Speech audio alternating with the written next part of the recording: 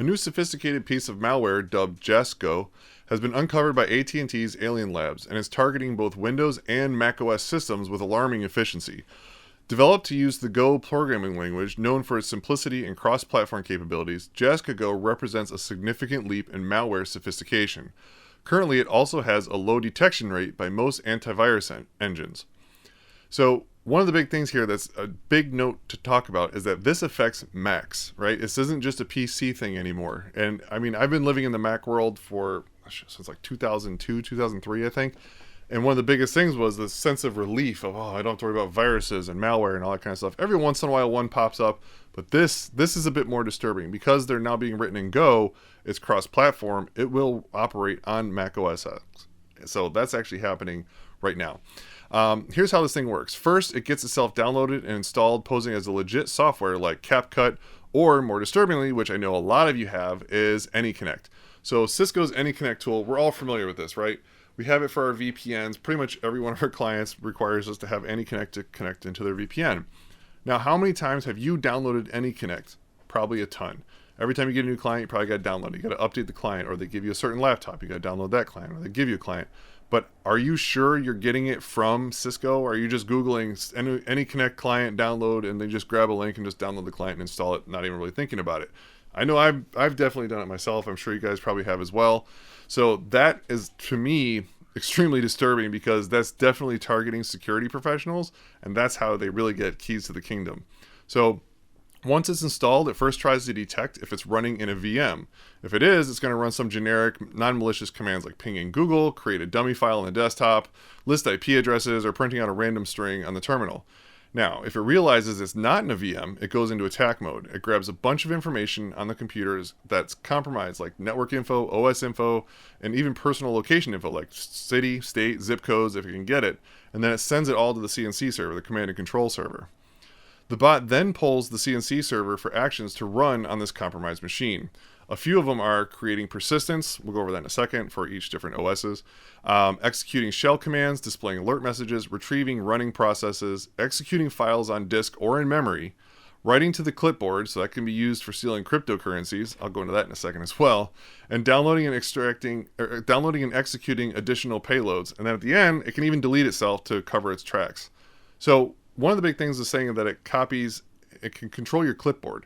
So think of it this way. Let's say you're sending crypto to someone. You copy their address, and then you go to paste it into the wallet to hit send.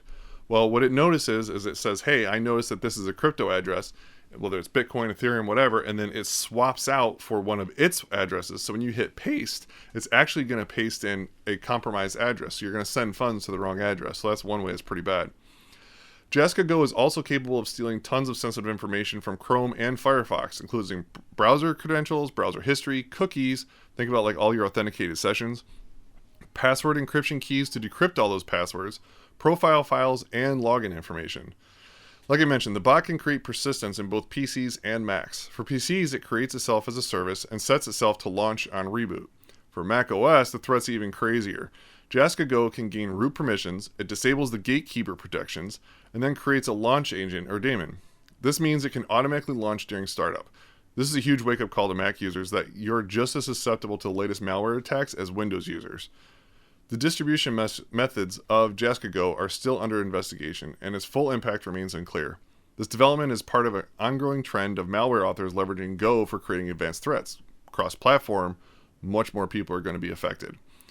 And you got to think of it this way too. If you can affect people that are running on Mac OS, even people like me, you live in a world where you feel like you don't really have to worry about it as much. So it's kind of easier to attack people there if you have an attack vector because people aren't looking for it as much. The antivirus software is not installed on every Mac out there like on a PC. You definitely look for malware, right?